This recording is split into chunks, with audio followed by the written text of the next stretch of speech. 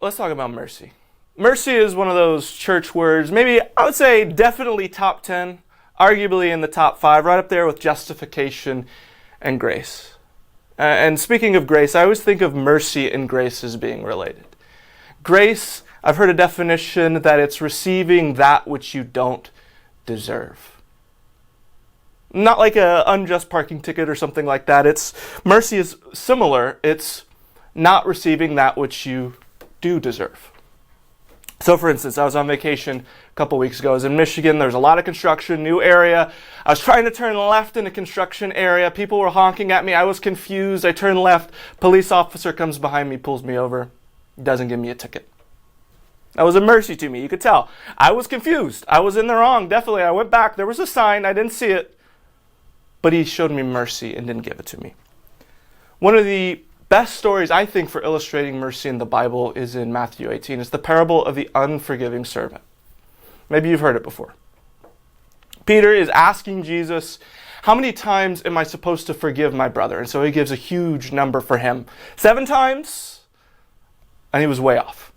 Not even close, not even in the ballpark, not even an order of magnitude off. Jesus tells him this story to illustrate how many times we're supposed to forgive and how we're supposed to show mercy as believers. What it's like in the kingdom of God. There's this king who's settling accounts. And he has this one servant who owes him 10,000 talents. And you should understand 10,000 talents as being like an unreachable sum of money. He's never going to pay it off. It'd be like if I owed someone $1 billion, I'm not Jeff Bezos. I'm not going to be paying that off ever. You can give me 1,000 years. I'm not going to pay it off. And so the king decides to cut his losses. He's going to throw him into prison, sell all his stuff, sell him into slavery. It seems harsh. I don't make the rules. It's the ancient Near East. That's just the way it was back then. But he begs for more time. Now you understand, he'll never pay it off given enough time. But the king chooses to show him mercy and forgive him anyways. So that same forgiven servant now goes out. He has another servant who owes him money. A much smaller sum of money. Can't even be compared. And you think, oh, he's going to forgive him. He just was forgiven, so he's just going to forgive the debt. No, he starts going mafia on this guy. He starts beating him down, starts demanding payment, and his fellow servant begs him for more time, exactly as he was just begging the king. He doesn't give him more time. He throws him in prison until he can pay off the debt.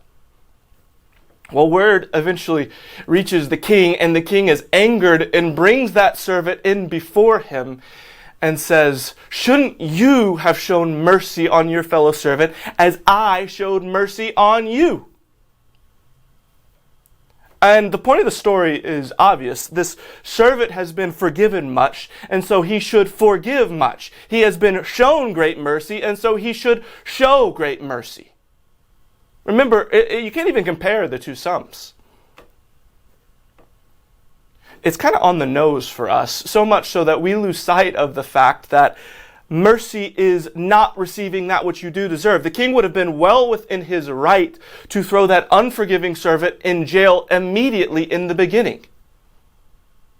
And 2, the unforgiving servant, in some sense, is in his rights to demand payment of that debt. He wouldn't have been able to throw the other servant in jail if it wasn't legal in some way.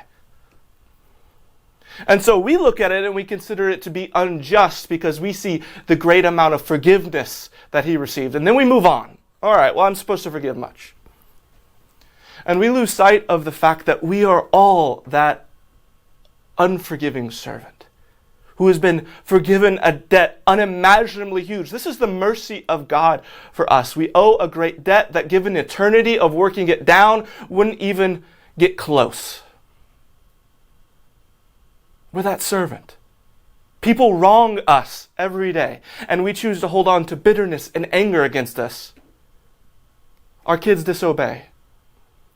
Our spouse says an unkind word in some way. Our employer wrongs us in some way. Our coworkers wrong us. And we hold on to unforgiveness. We hold on to bitterness because we know sometimes saying sorry, it doesn't remove the hurt. Otherwise, if a murderer apologized to a victim's family, that would be enough. But it's not.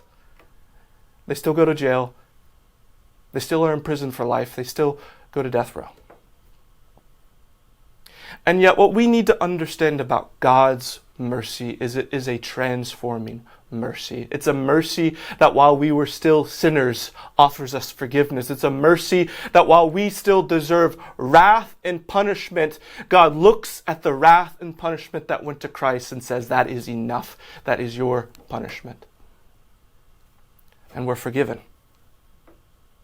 And so the transforming mercy of God is such that when we are wrong, we are to forgive, to show mercy.